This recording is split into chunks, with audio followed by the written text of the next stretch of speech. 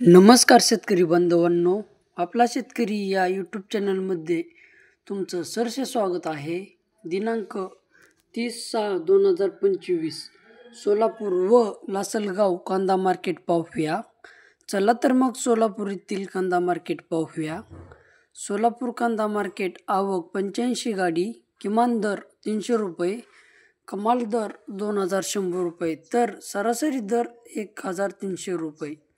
तर शेतकरी बांधवांनो, सोलापूर कांदा मार्केटमध्ये आज आवक कमी आलेली आहे आणि कांदा दरामध्येही घसरण झालेली दिसून येत आहे.